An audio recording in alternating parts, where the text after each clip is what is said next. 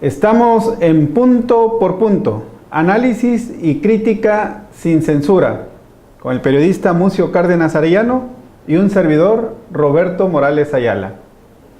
Hoy hablaremos de esta trifulca legislativa, esa trifulca que se da en el Congreso del Estado en un virtual enfrentamiento entre el gobernador en funciones Miguel Ángel Yunes Linares y el gobernador electo Cuitláhuac García Jiménez.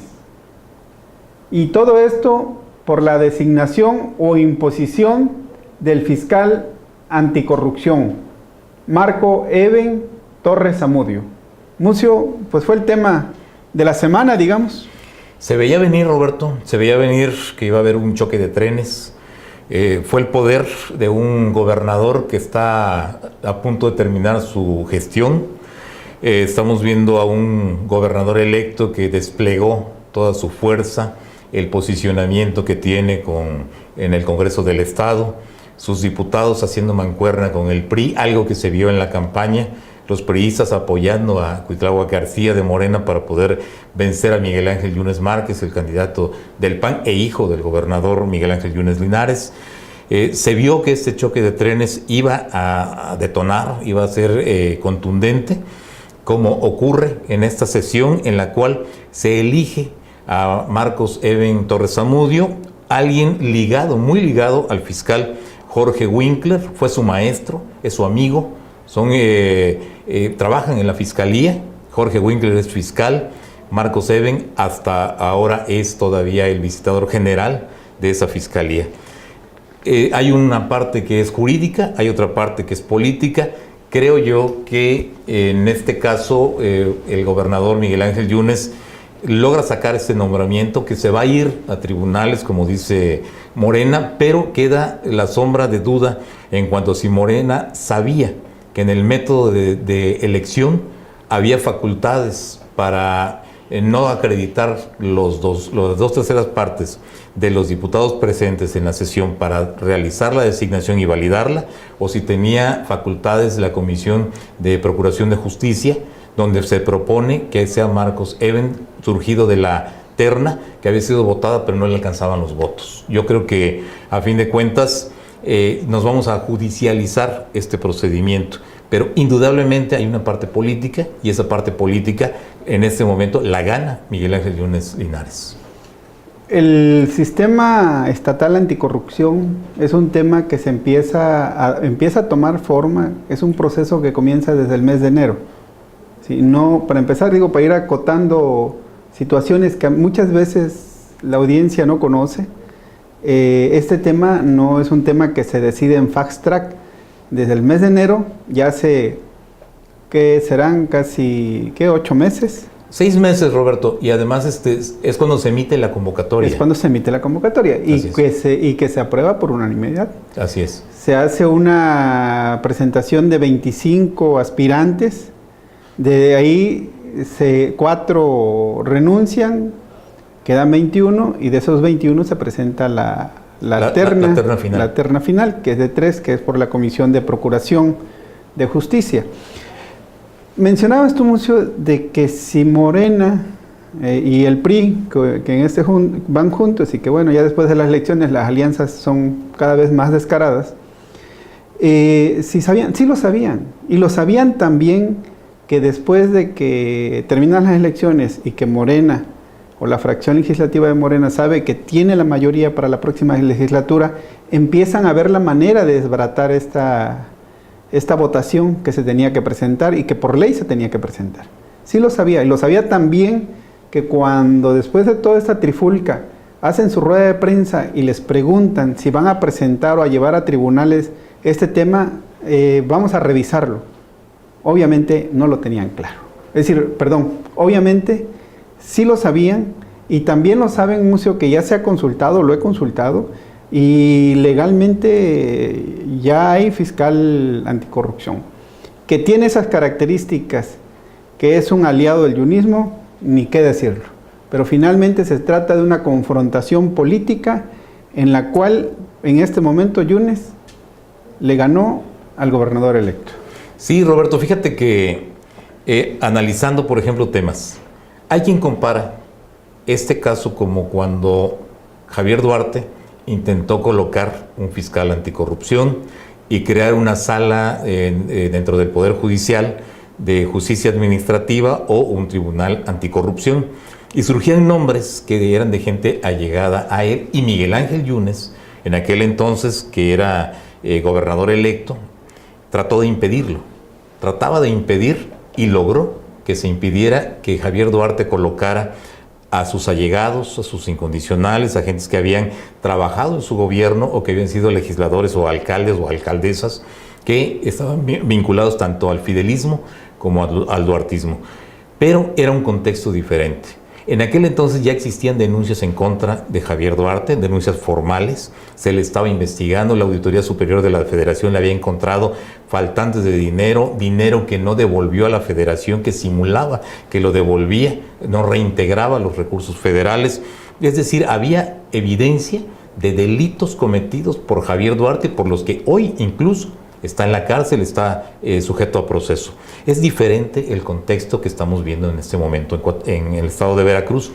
Yo te diría, Roberto, que este proceso, como bien mencionas, que comienza en enero, este proceso es convocatoria, un plazo de, si no me equivoco, son 5 días para que los aspirantes se registren, se registraron 25, así se fue depurando hasta llegar al momento en que había que designar. ¿Qué ocurrió? Se pospuso la designación para no entorpecer o por no contaminarlo con el proceso electoral, con la elección del 1 de julio. Se dejó que fuera posterior a la elección y que fuera antes de que se venciera el plazo. El plazo se vencía este 25 de julio. La sesión en la cual se determinó que Marcos Eben sea el nuevo fiscal o el primer fiscal anticorrupción es en la sesión del día 24. Querían que se pospusiera para este jueves 26, hubiera sido ilegal, hubieran incurrido los legisladores y el propio gobernador del estado en un incumplimiento del deber legal. Y esto hubiera complicado todavía más este proceso, pero ahorita vamos a seguir abundando en ese punto. Sí, esta sesión para la elección, para la votación ya era un proceso de 6 meses, empezó en enero. Ya hubo una discusión, esa votación fue aprobada por unanimidad. De hecho, en la discusión legislativa que se llevó a cabo el día de ayer, que fue ayer miércoles, allá en el Congreso del Estado. Martes 24. Martes 24 en el Congreso. Se lo reclamó airadamente la diputada María José Gamboa, ahí en el Congreso, pues mencionándoles que eso ya era una decisión que se había tomado y que ellos mismos la habían aprobado, y que si había las discusiones normales que deben de haber, pero que ya era un hecho que se había que votar. Es decir, las discusiones eran como para normar criterio y decidir a la hora de votar. Finalmente no lo hacen, y yo creo también otra parte, Mucio, que no lo hacen y recurren a una artimaña que es emitir un voto en contra cuando se tenía que votar a favor de alguno de los de la terna propuesta. Entonces, lo que es Morena junto con el PRI votan en contra de la terna, y así pensaban llevársela, alargando este procedimiento, y bien lo sabían, y también lo sabían que toman la tribuna para tratar de reventar la sesión. Pero igual, la otra parte pues no estaba de brazos cruzados y recurren también a ciertas artimañas, pero es válido, y que el fiscal Marco Eben sea desbancado, pues realmente no se espera eso si en términos legales hablamos. De que fue algo políticamente incorrecto, es cierto, pero finalmente ya la decisión ya está tomada. Y Mucio, bueno, finalmente creo que si hablamos de contrapesos, pues sería una buena muestra el aceptar a un fiscal anticorrupción que no es afín al gobernador que va a entrar en funciones y que va a tener mucho poder porque incluso tiene al Congreso de su lado. Sí, yo creo que ahí, Roberto, entra aquello de que ¿qué hubiera ocurrido en otro escenario, que se hubiera postergado la decisión, obviamente con consecuencias legales, porque habría un incumplimiento del deber legal, pero que fuera la próxima legislatura. Entonces estaríamos hablando de que Cuitláhuac García Jiménez del partido Morena tendría su fiscal a modo, un fiscal anticorrupción a modo. ¿Por qué? Porque la próxima legislatura del Estado, el próximo Congreso Estatal, el próximo Congreso de Veracruz, tiene una mayoría del partido Morena, una mayoría que abruma, o sea, prácticamente controlan todo el Congreso del Estado de Veracruz. Entonces tendría un fiscal que estaría al servicio del gobernador.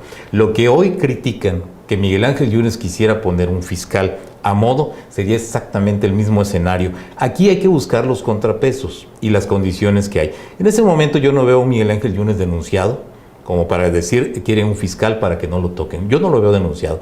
Veo declaraciones de Rocío Nale, donde acusa que se va a seguir el caso en contra de José de Jesús Mancha, por haber recibido contratos de Yulan Rementería, en su momento titular de la Secretaría de Infraestructura, pero no veo más que la declaración. Yo no veo denuncia de por medio. Yo no veo denuncias por parte de Cuitláhuac García en contra de alguien del yunismo, como para decir, este fiscal va a proteger a esta gente. Cuando haya denuncias por parte de ellos, estaríamos hablando de un escenario en el cual pudiera haber un encubrimiento, pero hasta este momento yo no lo veo. Ahora, sí, en la parte política es un golpe severo, contundente, que recibe Cuitláhuac García porque su gente no pudo operar. Hubo un desaseo, sí es cierto, pero también hay omisiones por parte de la gente de Morena. Sabían perfectamente que así se iba a resolver. No ajustaban las 2/3 partes de la votación con los presentes, no con la legislatura, los 50 diputados, sino con los que estuvieran presentes. El mismo PRI se presta a esta situación, hacen un vacío y al final de cuentas, ¿qué quedó? Sacaron la elección con algo que estaba ya en el procedimiento, que era la Comisión de Procuración de Justicia, tenía las facultades para hacerlo. Consecuencias legales sí las habrá, pero lo que vamos a ver es un fiscal anticorrupción que va a estar vigilando muy de cerca a Cuitláhuac García y a todo el equipo de Morena ya cuando entren en funciones en el gobierno de Veracruz. Pues ojalá así sea, Mucio. Habrá que ver también cómo se va desenvolviendo en esas funciones. Y efectivamente se requiere de un contrapeso, y no solamente el caso del fiscal, sino también de la misma sociedad, Mucio. Yo planteaba ayer en un comentario de Radio Hit, precisamente que se requiere no de un pueblo militante, sino de un pueblo demandante, un pueblo crítico, igualmente de la prensa. Realmente al gobierno, a este nuevo gobierno que va a entrar en funciones a partir de diciembre, ya se le dio el poder para que empiece a operar a partir de diciembre, pero ese gobierno, con todo ese poder que tiene y tener el control de los congresos, necesita de contrapeso, necesita de un pueblo que esté crítico, que esté exigiendo, que cumpla con lo que prometió. Y creo que en ese sentido las organizaciones civiles, la prensa misma debe de hacerlo. Regresando al tema del Congreso, pues ayer vimos trifulcas, vimos empujones, agredieron al nuevo fiscal anticorrupción, lo jalonearon.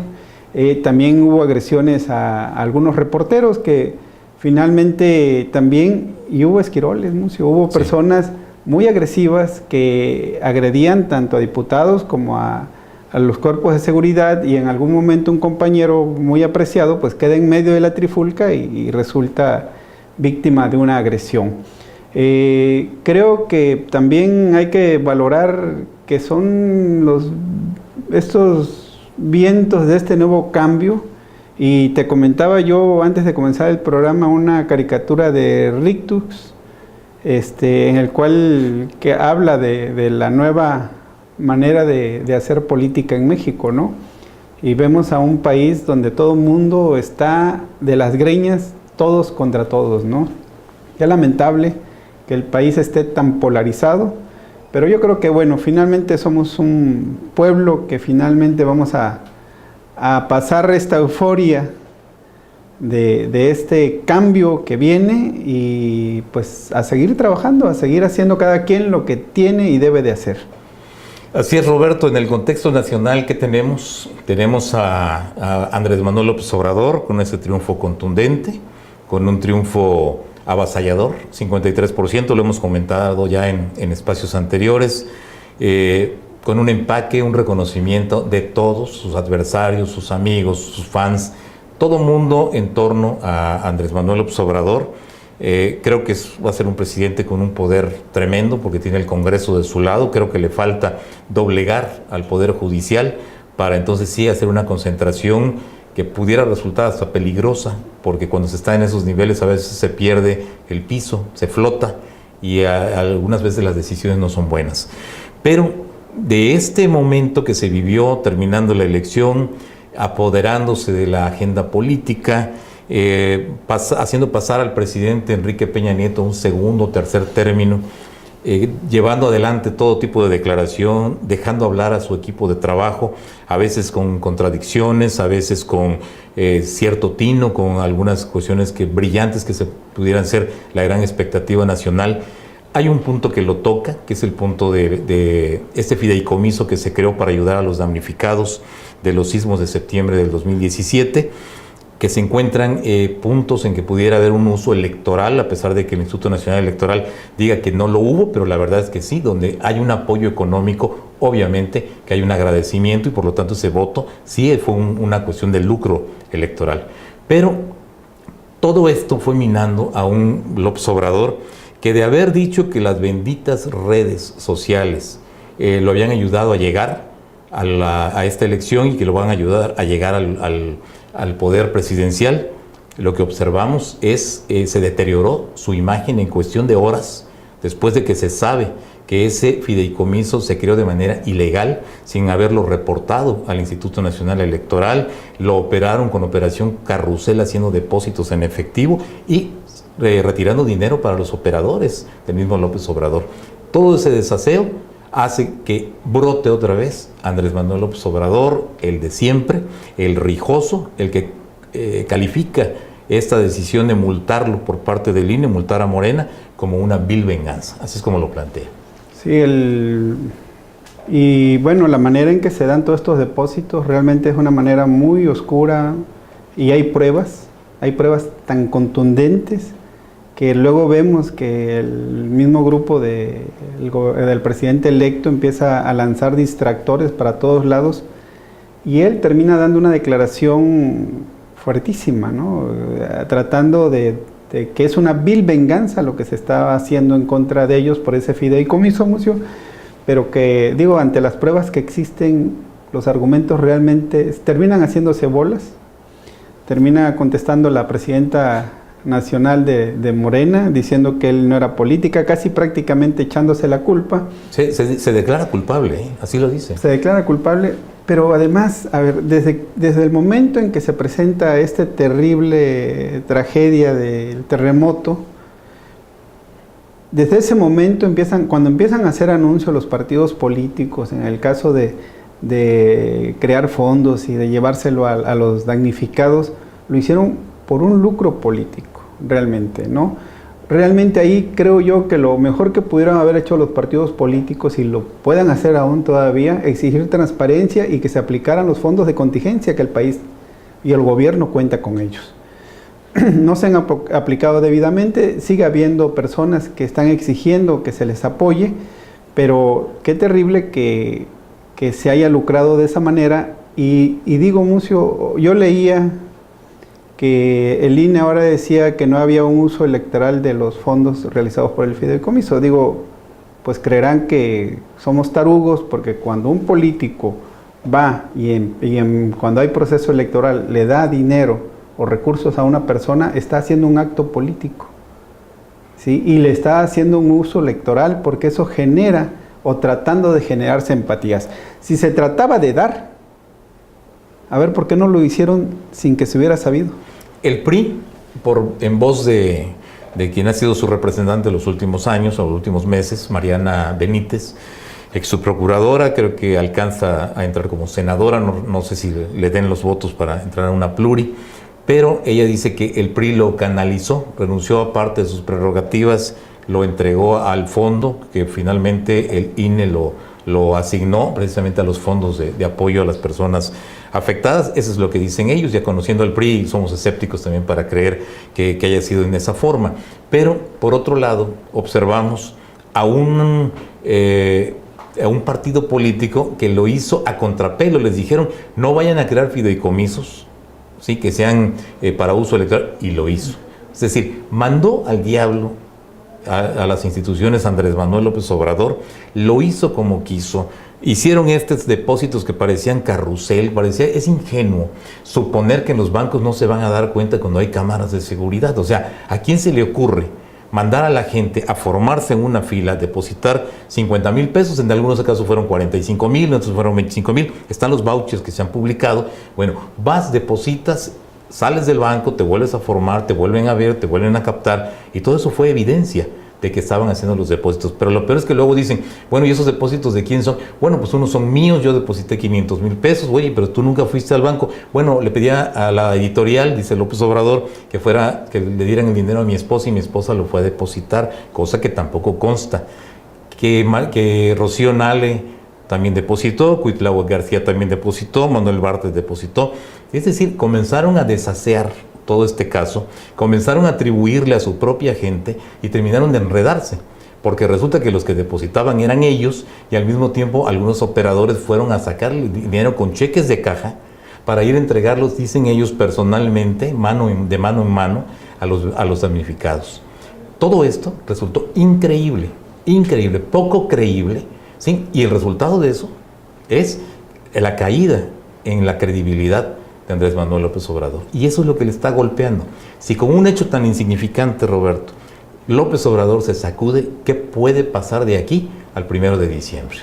Sí, incluso hubo algunas opiniones que precisamente cuestionaban el hecho de que hubiese sido tan virulento en su señalamiento en contra del INE, cuando estamos hablando del presidente electo, no de un candidato, sino del presidente electo, y está hablando de una institución, una declaración congruente, seria, formal, responsable, hubiese sido que investiguen. Claro. Que investiguen y que lleguen a las últimas consecuencias, claro, porque hay que respetar las leyes. Si se cometió una falta, pues habrá que responder por ella.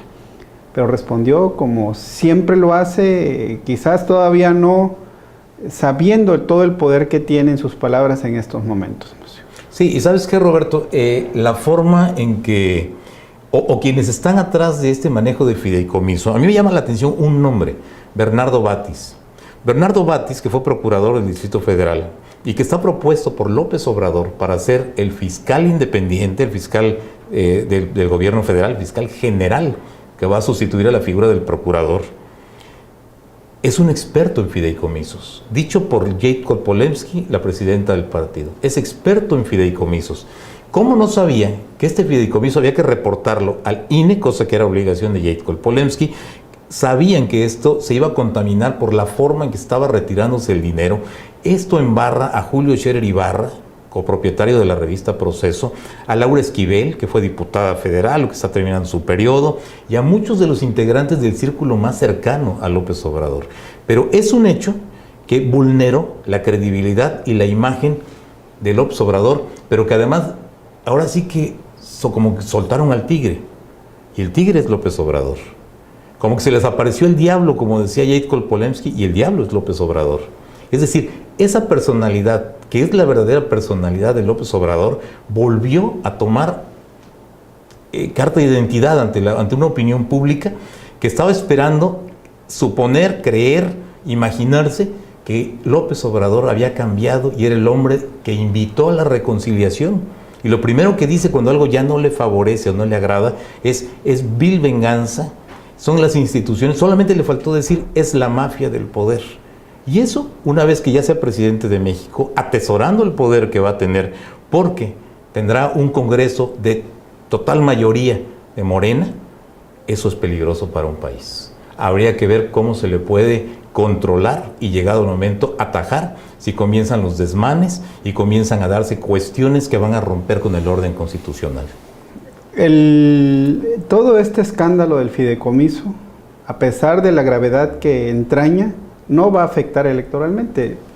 Andrés Manuel López Obrador es el presidente electo y será virtualmente el presidente hasta electo. Que el Tribunal Electoral... Pero es el presidente electo. Es, digo, claro. ya En los hechos nadie se le va a disputar, se le va a quitar y va a ser el presidente a partir del 1 de diciembre. Así es. A partir del 1 de diciembre va a ser el presidente de la República. Hoy tiene poder, tiene mucho poder porque pues muchos grupos están tratando de sumarse al nuevo gobierno, como suele pasar. Pero aquí, Mucio, lo grave del tema también es, entonces, si él considera que una institución actúa con venganza, entonces él va a apoyar o a tratar de intervenir para impulsar instituciones que él considere que sean amables para su gobierno. ¿Eso es lo que necesita el país? ¿O va a desaparecer el INE?